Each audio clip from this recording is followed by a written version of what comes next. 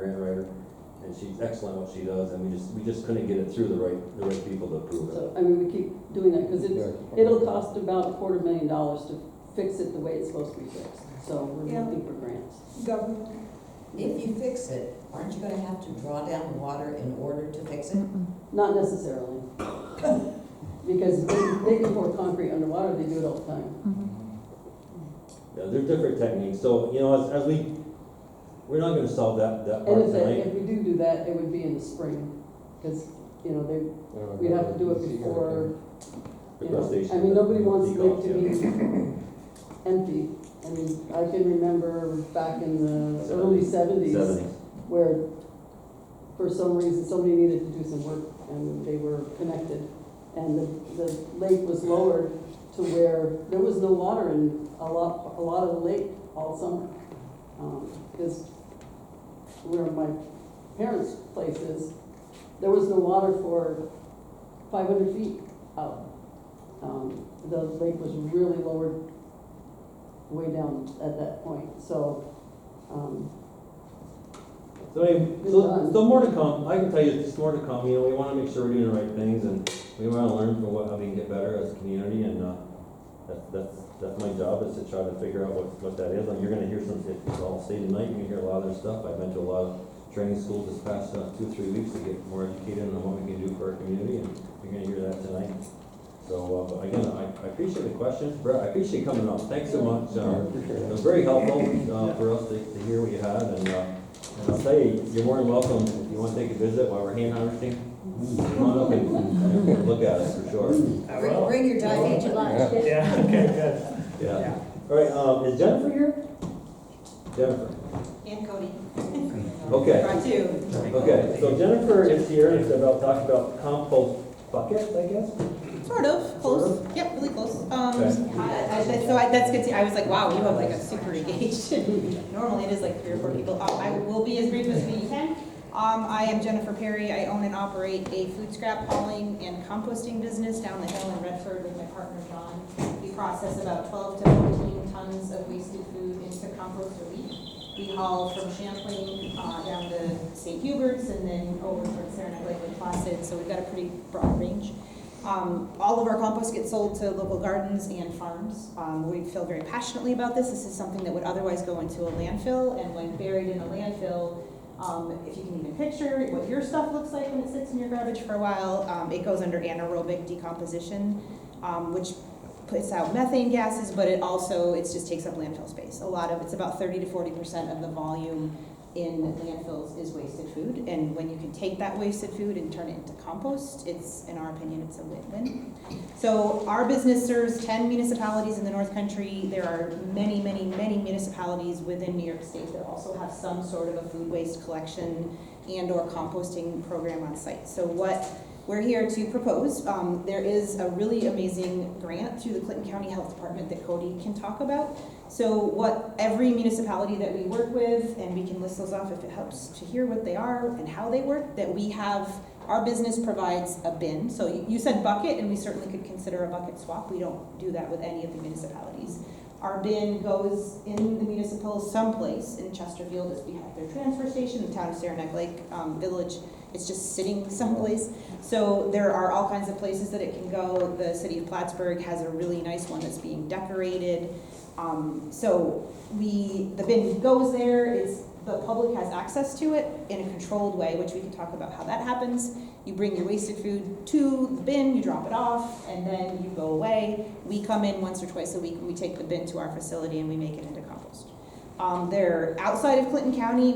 We charge the municipalities and they pay us a fee. It's never more than $100 to $125 a month. Our customers tell us that they were going to the transfer station once a week and they're now going every 3 months or so.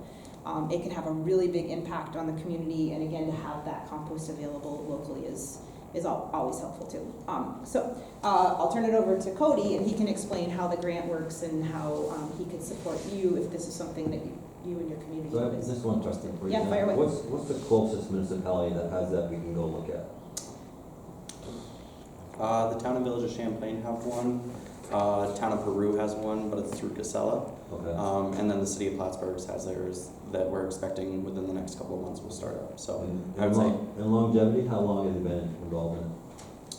the town and village just hit a year that they've been doing it, and their boards just passed it to establish them permanently as well. Okay. Chesterfield is a bit more of a drive. They're going on 2 years that we've been there. You guys are out of Redford, correct? I'm sorry? You're out of Redford? Yes, on Church Street. Yep. That is correct. And Cody was here last year. Yeah, Yeah. I look familiar. Yeah, almost to the day actually. Yeah, Just we're like just looking at that. Um, Yeah. So yeah, I'll give a brief overview of the grant that we have at the health department. So my name is Cody Douglas. I'm a senior public health educator at the Clinton County Health Department. Right now we hold a grant through the New York State DEC, which is funded by the EPA, called the Municipal Food Scrap Recycling Initiative. We did get a no-cost extension. It originally, when I presented last year, we were waiting to hear back if we were getting that extension. So at that point, it was expected to end at the end of last year. But now we have that extension through 2027. So with this grant, we work with municipalities and businesses to help offer sustainable solutions for processing their wasted food rather than ending up in the trash and then to the landfill. So like I mentioned, we worked with the Town and Village of Champlain. Last May, they launched their programs. They ran them for a full year with us. And in that first year, we're actually able to cover the cost of the hauling services. So they vouchered us on a quarterly basis and we paid them back. And then after that first year, they decided they wanted to continue on the program. They have about 70 households between the town and village signed up for it, and they diverted, I think, close to 3 tons, 2 or 3 tons between the two. Very, very happy with how their program went. The town of Peru also has their program up and going. They went through a 3-month pilot program with Casella. They have a Metro Store bin, which is a smart bin. It's a metal enclosure that the toter actually sits inside of, and then it has a pin code on it that you can unlock, and then the lid opens up, and then you dump your food scraps in. We're going that route with the city of Plattsburgh as well, and we're looking to upgrade the town and village of Champlain to those bins. They're a bit more secure. They're better against the windy conditions. They prevent any pest or wildlife concerns as well because they are enclosed fully in metal. We did, up in Champlain, we had resin sheds that we were using. They were Rubbermaid sheds. We didn't have any concerns from residents about any wildlife disturbing those bins. The only reason why we're upgrading is because the winds were taking the bins when they were empty. So it's been a really great success. We're really happy to be able to support our municipalities, and like I said, with that extension, we would be able to cover that full year to essentially provide a pilot program for you, and then at the end of that time, your board would be able to decide, do we want to move forward with this? Was it taken up by the community well? Are there things that we need to improve for the program before it's fully established? And we would work with you directly. Okay, so just a quick question, so if I'm, and it sounds, I think it's gonna work for us, just for right now, just let you know. But, so if I'm a resident, and I didn't come here to hear the speech tonight, and know what's going on, and I walk up on my compost, what signage is gonna be to tell me, educate me, do not put this, but you can put this? Yeah, so with the process that we've done with the town and village and with the town of Peru, we provide the town with an assortment of buckets so that they have 2-gallon options or 5-gallon if you'd like. The 5-gallon does get pretty heavy when you go to dump it. So we provide you with the 2-gallon buckets to hand out to any residents that sign up. We collect basic contact information on that sign-up sheet. We ask if we can follow up with them, as well as what were they currently doing with their food scraps before signing up for the program and how they heard about it, just so that we know how big of an impact we're having. Okay. And then with that, each bucket has a sticker. It's a waterproof sticker, so it can still go in the dishwasher or whatnot, that has the acceptable list of materials that can go into the bin, as well as in that bucket we provide educational information about the program, but as well other ways to prevent wasted food, and donate it, divert it, instead of it ending up in the landfill. Okay. Comments from the? Question, Is it just vegetable scraps or is it meat scraps also? We take everything. Every chicken bones? Yeah, we get really hot temperatures, so it's called, we do hot composting, so, yep, meat does really well in a hot composting. It gets our temperatures down pretty good. I think it's an excellent idea, anything to keep the landfills less Yeah, we're filled. running out. Yes, They're and running to out. put the wasted food to good use. Yep. I would think it would be an excellent idea. I've been a part of it in another town. I've seen it done in Vermont. And you know, it's easy. You keep a container in the refrigerator, the freezer, you put your scraps in there. Then whenever you're making your trip into town, you dump it off and you just feel so much better. The way we feel when we recycle. But 100% of our, yeah, we promise you 100% of your food goes to compost. That's not, no, yeah. So to go back to your question as well, for the other towns that we've worked with, we've done a resident survey. We do a post on social media, ask any kind of local pages to share it as well. That way we reach as many people across social media as we can. We understand that there's some people that don't use social media, so we're not getting everyone, but we can provide you with paper copies as well in the office. And then we gather that information, see how many people are actually interested in having the program. Are there things that they're concerned about that we need to address before the program actually gets off the ground? And then, yeah, everyone would be, typically it's been free for the towns that have taken it on. They've decided to keep it free for the residents, but that's something that your board would be able to decide upon Okay, as so well. you'll walk us through the whole process. Yeah. Good. Yeah. So my question is, I actually have your buckets, I live across the road. So you actually provide the buckets and then you're gonna have a central location here, and the people bring it here and dump it. You But would you're bring- gonna provide the buckets to the people that, Yeah, we'll work, and you're pointing to me, and let me be very clear too, that, we of course would love it if it's us, we're a local business, we are passionate about what we do. Every municipality, that we talk to has gone to some version of an RFP.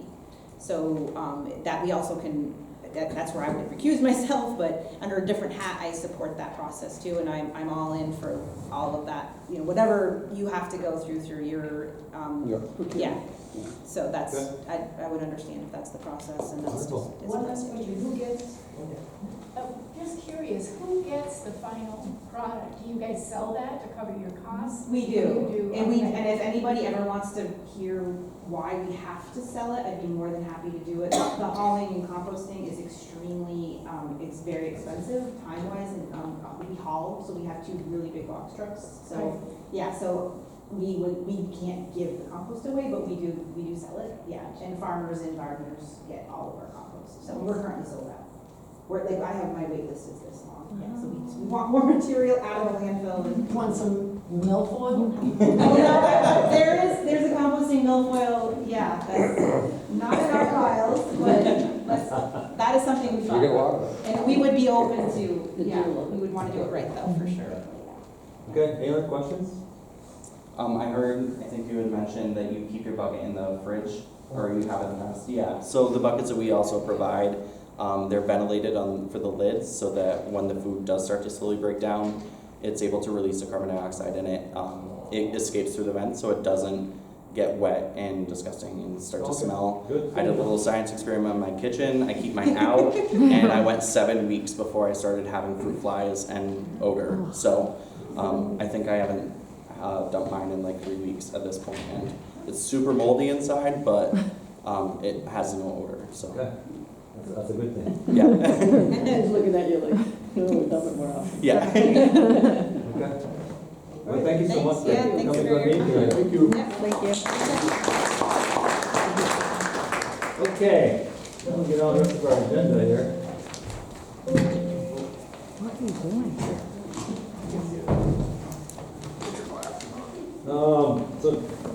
So Debbie gets us to the next slide, the next Sure. item on our slide is, is there any public comment on non-agenda items?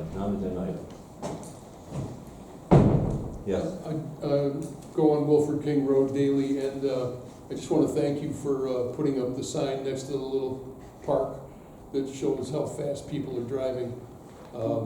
Anybody who walks on that road should appreciate that you're trying to keep people going the speed limit. Thank you. I appreciate that feedback. Yeah, anything we can do to make the overall safety of our community better for our residents, just please let us know. please. Okay.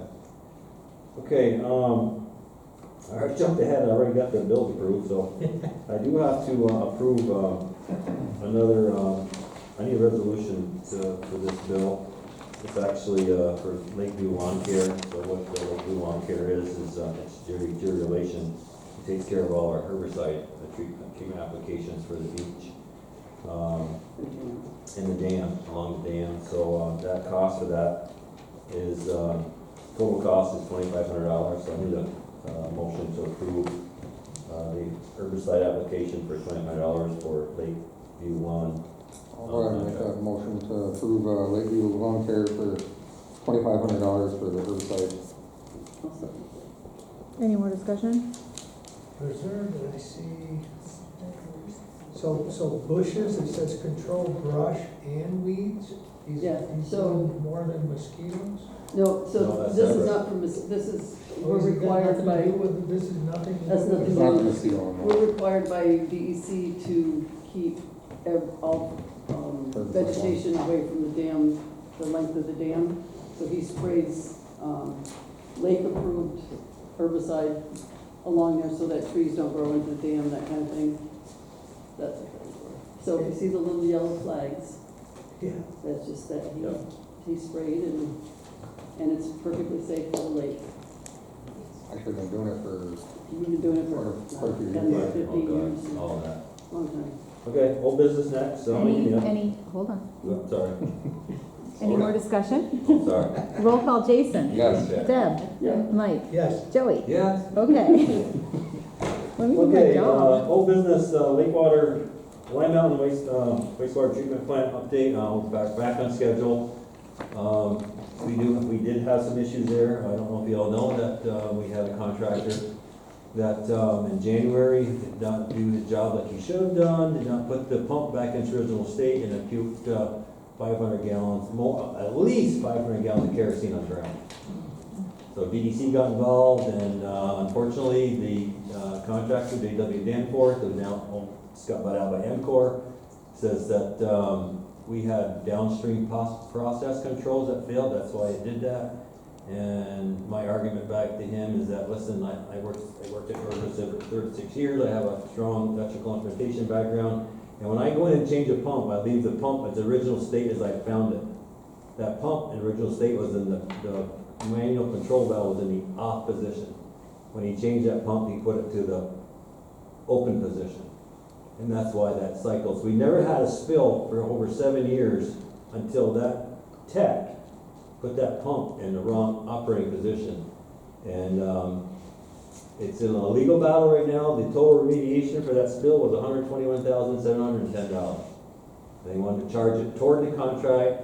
If not the contract, then they wanted the town to pick up a partial of it, and I said, no, we'll see you in court. So that's where we are on that.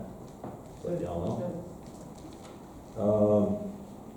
All of our 2026 reconciliation for that goes along with the town is up to date and complete.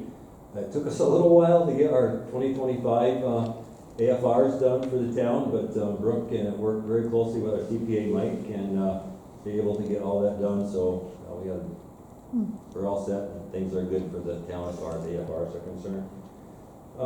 We had some old pieces of surplus equipment. We tried to sell them locally to towns to help out their neighboring towns. It didn't go well, they didn't want them. So we actually put them on a national auction service. There was a 2018 dump bed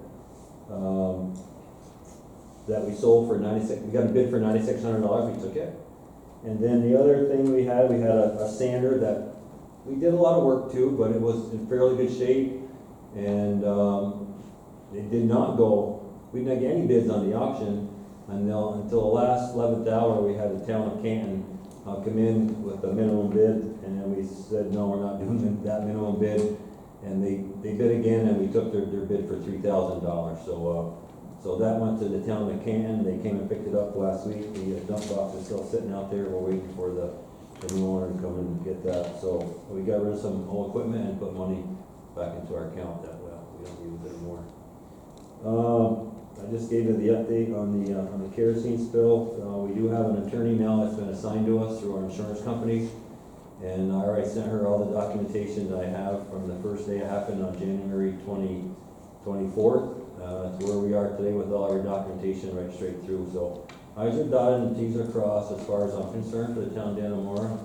And this now is just gonna be a legal battle, and any type of, expenses that come from legal battle, we're gonna go after MCOR to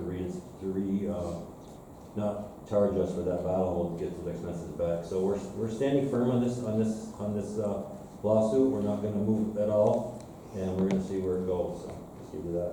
You've got one more up there that you don't have on the agenda. The comprehensive plan, right? Okay.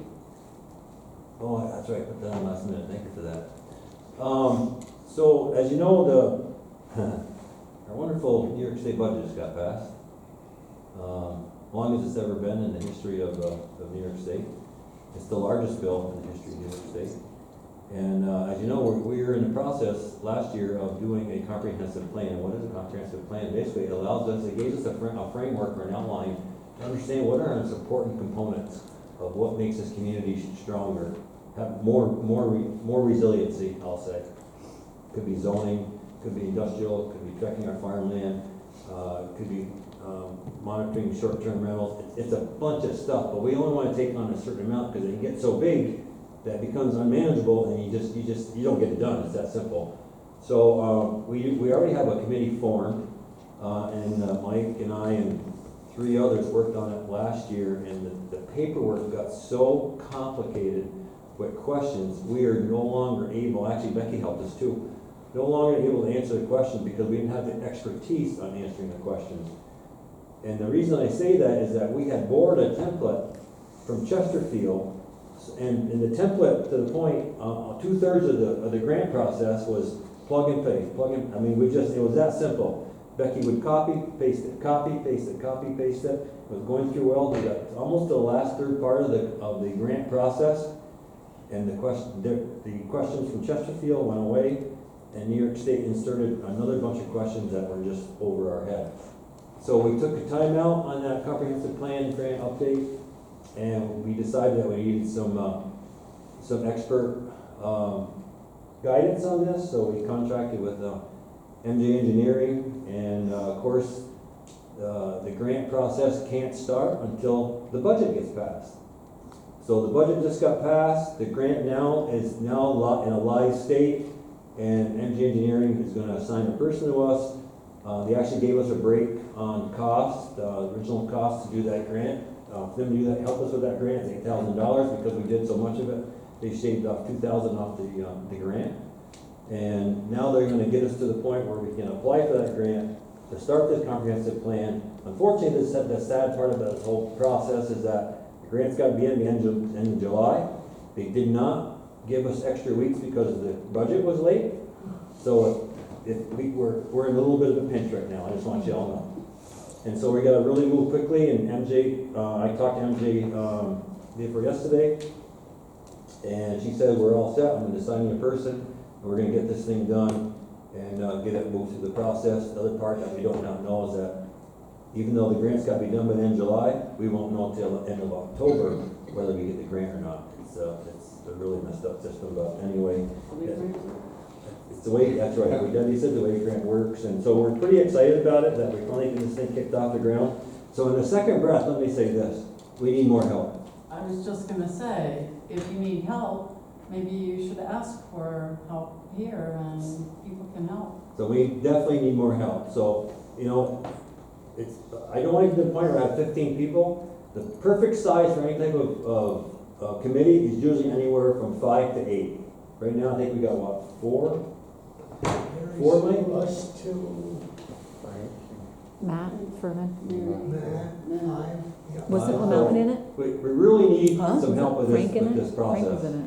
I thought he was. I thought he was Kind of too. expertise too. Frank. Matt. So to answer your question, once we get assigned Frank, the you're rep, right, 6 we have, Frank was there. Yeah. once we get assigned the rep from engineering, they're gonna come and meet with us. And then they're gonna go through what we've already started, and then they're gonna fill in the blanks of what they have, their expertise to fill in the rest of that grant process. But the meat and potatoes of this grant process is the after effect. So what you wanna do is that, once the grant is goes in, we need to meet separately to get everything ready, because if we get approved the grant, then we wanna be feet in the ground running with what we wanna do for, say, housing, short-term rentals, agricultural, zoning, all that stuff. So I don't wanna wait until October, till we say, hey, you got the grant. I wanna start doing that now, Zoning is not part of this. so. No, so, yeah, the comprehensive plan will give the town the framework where now you have bite, if you wanna pass a law, or if you wanna do a plan, now you have the teeth to do it because it's in your comprehensive plan. What brought it to the attention was the RV park last year, whether you were in favor or not in favor. We were caught in a quagmire because we didn't have anything on paper to do anything with. And, you know, I mean, the APA put the run to the guy anyway, so. So, yeah, so we basically were at the mercy of the APA. So just so I understand, you don't need help getting the grant written because you've got that under control and you're gonna get that turned in on time. But you need help between getting that into the system and then when it's October and you hopefully get the grant, We went to to develop Chesterfield, the plans. we went to Chesterfield and they kind of broke it down into 8 areas. They don't want 15 or 16 areas, like Joe said, you can't handle them. So they picked 9 major, and you could have some subdivisions under some of them just to help out.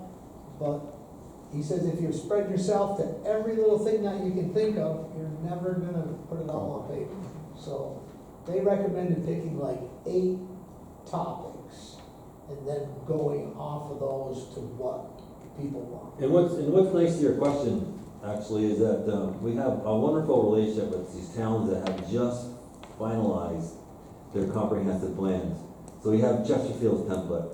I think, St. Armand had just finalized their plan. I think there's another one out in the west somewhere that's finalized their plan. He said, Joey, yeah, listen, if we can share you with our plan, it makes it easier for you to kind of get your head moving around stuff. Yeah, Definitely do that for you. yeah. And one of the big issues is one of the big subcategories is land usage. You know, how much land do you want to set aside for agriculture? How much land, you know? And that was where the RV park would have, you know, come into play. Are you talking about zoning? No.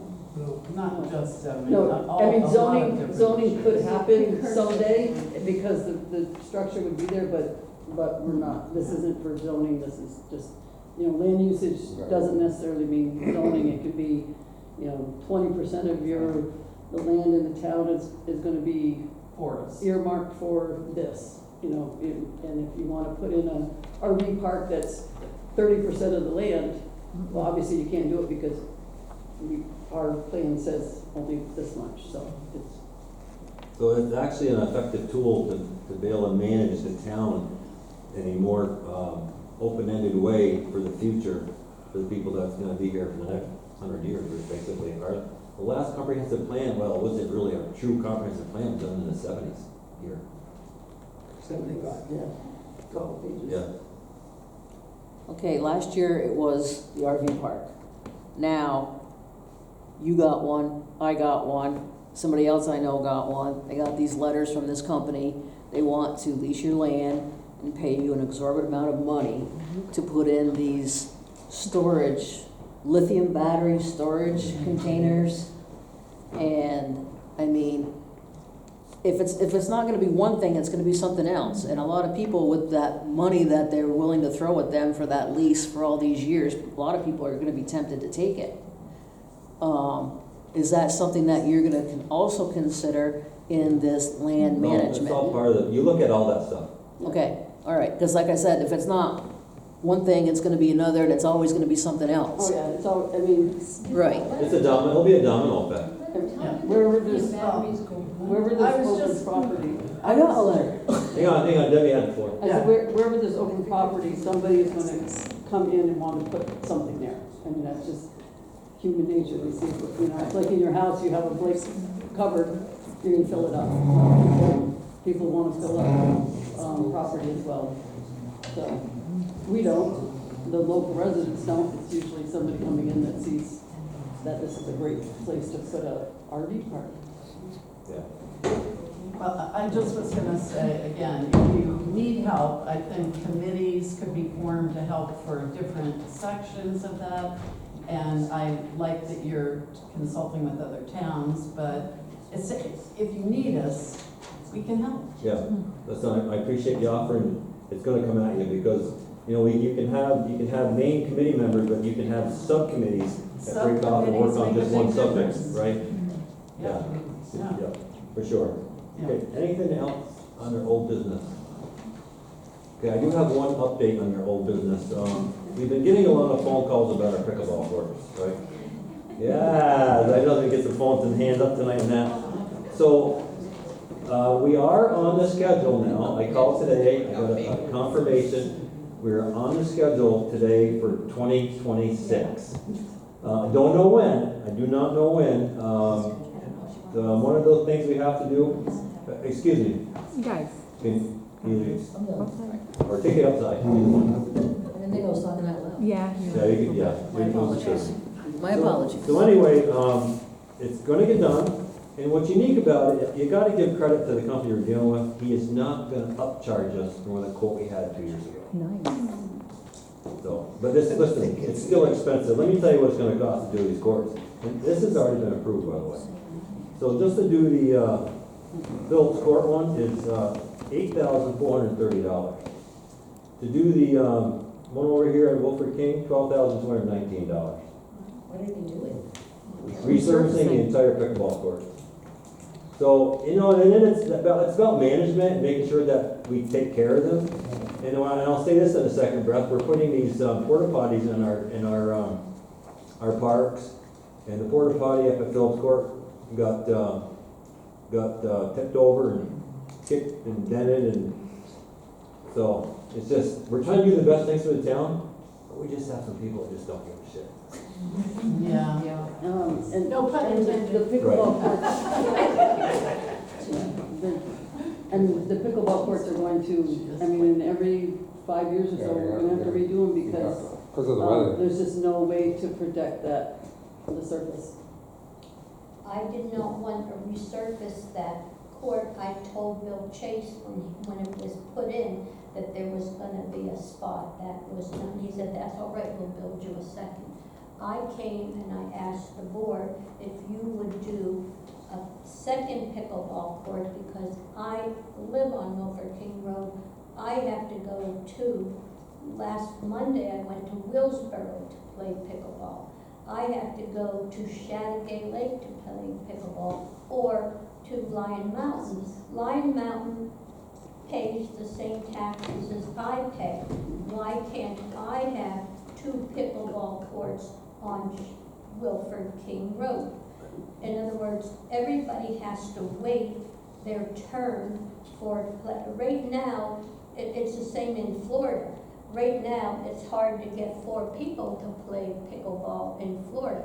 But during the season, there are 20 people, 30 people waiting for the court, and you have to change the rules so that you're only going to 9.5, you know, and I totally get it, Mr. Schaefer, but it's all about budgetary issues too. We did talk last year about putting lines, and we do have a portable net that the town owns, that putting lines on the basketball court, because you had wanted us to convert the basketball court, which we said no to because that was done in Lion Mountain without, like the tennis courts were switched over without asking for anybody's input, and you had a lot of people in the hamlet of Lion Mountain who were not happy with the fact that it had been done without even consulting the community, and people wanted to play tennis, and now it was pickleball courts.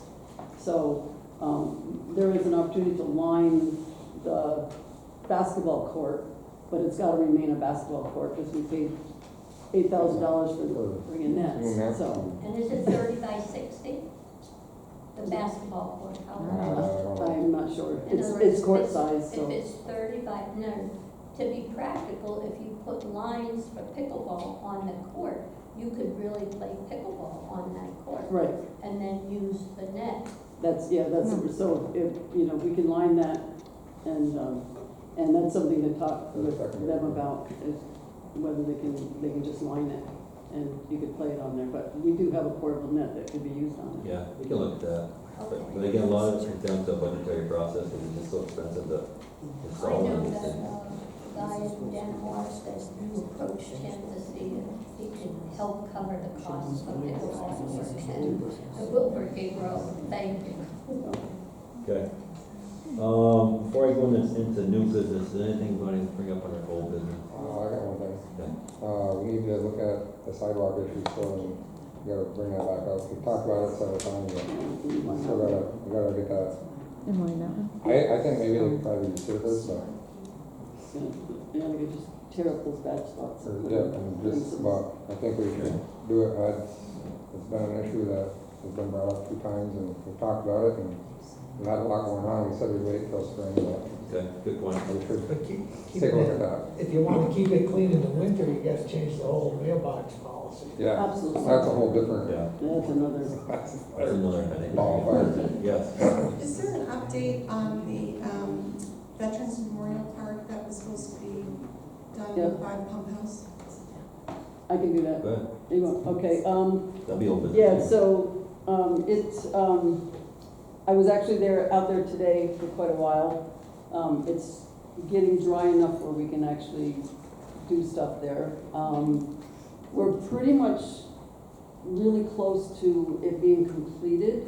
The monument has been done for a year, that says, Town of Dannemora Veterans Park. I know a couple people here have seen it because it's at Plattsburgh Monuments.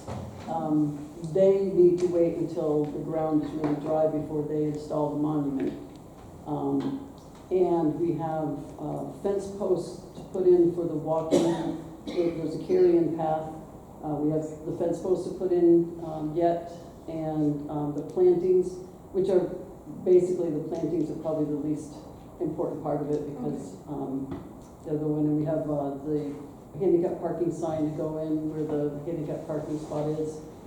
Cleaning up, we can now remove what's left of the silt fence and the hay bales and whatnot, and clean the shoreline up. Those 4 blocks that are there, Mhm. because I know you put a lot of stones, which looks more natural. Will those 4 blocks that are left over be removed and stones be put in its place? Yes. That would be more attractive. Yeah, and we did that, well, obviously we did that so people wouldn't drive, decide they want to do donuts on the fresh lawn and whatnot. Yeah, those will be moved, and more of the big rocks will be brought in to keep people from driving down on there, but it's very close. I was really happy to see that it has dried up quite a bit from the last time I checked it. The last time it was like wearing boots down on the bottom part. And this time it's pretty dry. I see there's also another little spring that's close to that spring, so, we might have to do some rocks there as well, but, I'm hoping, our plan is that by the last week of this month, that it's completed. And you're putting perennial plants? Excuse me? Are you gonna be putting perennial plants? Yeah, bushes, things that will have the root system to help filter a lot of the pollutants. And that run mostly off. native, right, Deb? Yes. Yeah. Anything else under old business? Yeah. Any new updates on the Line Mountain busing situation? Any new board? School will be out in 3 weeks. Yeah. So there is no new developments. You know what, I think I gotta give the 2 parents credit, Donna and Ally, for working with me to create a hybrid pickup school policy that actually was better than the one that the school had, and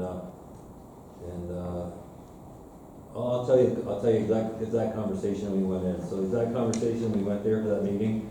It was my team, me, Donna, and Ally, meeting with the two board members, and Superintendent Knight came in 15 minutes before the meeting started. He said, "Joey, I just want to let you know that you're wasting my time tonight." He says, "I don't think your proposal is going to carry any weight. As far as I'm concerned, we're going to keep our original proposal." And I said, "Well, I'm sorry to hear that you want to say that." I said, "We put a lot of work in this. I think if you just sit and listen, you will see that we have a better policy to pick up the kids than what you have. And he says, I highly doubt it. And we gave our presentation, and about 2/3 way through the presentation, he got up and said, you want to put a bus stop here and not here where we had it? I said, yes. Well, it does make a little better sense, doesn't it? So he didn't move a little bit, but I said, so for me, for the two parents that worked their butts off on this, why don't you just instill it for the rest of the school year and just trial it? And they said we weren't gonna do that. So that's the update I have. Okay, new business, I wasn't here last month, I was away for some training, and I'll tell you, there's just towns that are just having the same problem we're having. I was at a roundtable session on evening of May 6th, and you got towns that are having the same issues with our underground water and sewer infrastructure. It was put in the 80s, it's weakening, it's failing, and unfortunately, there's not a lot of money for us to get that all refurbished. There is new technology out there, Debbie knows about it, I just found out more about it, but there's this, they heat this huge giant stainless steel sock, they blow it in the original tubing, and it seals any cracks or anything else underground in that tubing, and it actually extends the life of your system another 15, 20 years. So one town in, I think, Sable has done it, and with great success. So other things we're going to look at to lower our expenses and also improve our underground infrastructure for water and sewer. So just something we're looking at there. But just some common notes. The state owns half of the Adirondack Park, but do nothing to assist the communities inside the Adirondack Park. So, which is a sad thing. Our state, I'll tell you, is really focused on the boroughs. Really, they are. It's the five boroughs they're focused on. Anything above Albany is really nothing to them, and that was evident from all the towns that showed up for that roundtable that we had. So that's one update I have for you. Another update I have for you is I did attend the next day. It was just the next day session.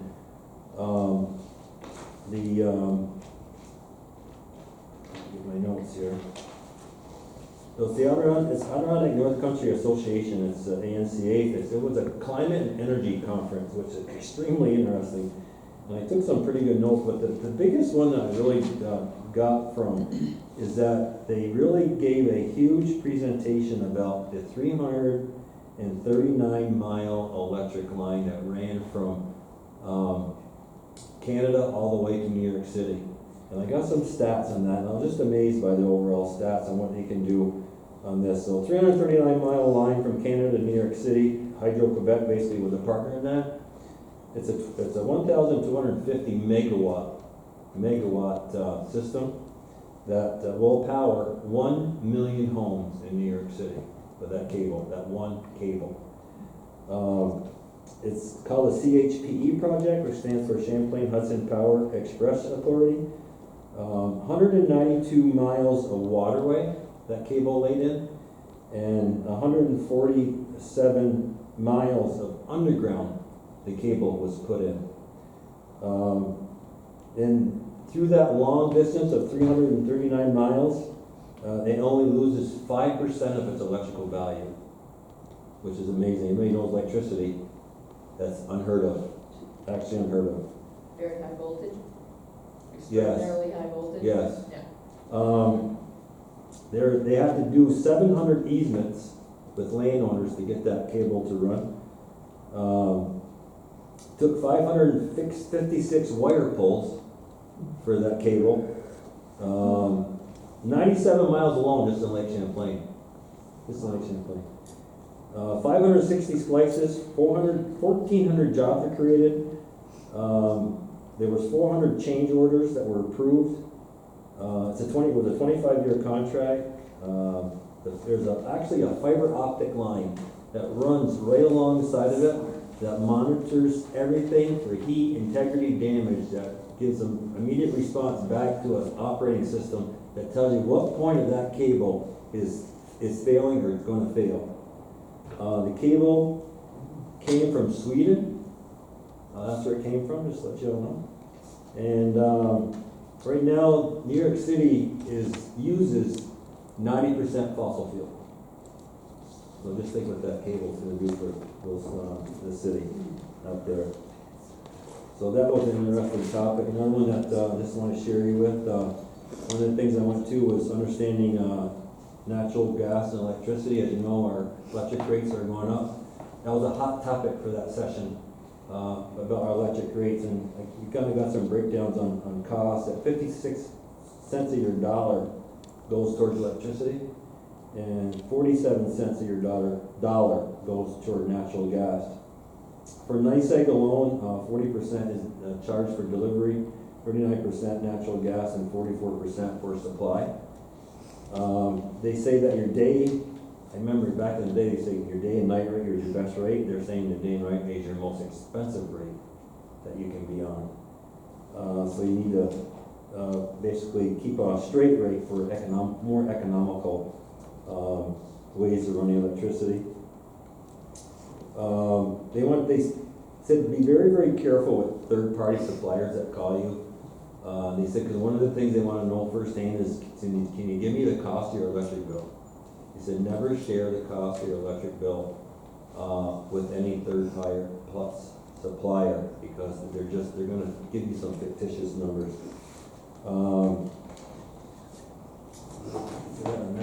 Another thing I looked at, you know, there's a lot of focus on homes that aren't able to be rebuilt. They tear them down and bring them to the landfill. They have numbers on that, on what that basically does to the landfill. So basically a 1,200 square foot home demolished, put 68 tons of debris into the landfill, which is basically 4.4 million aluminum cans. 41.3 tons of it is basically embodied energy.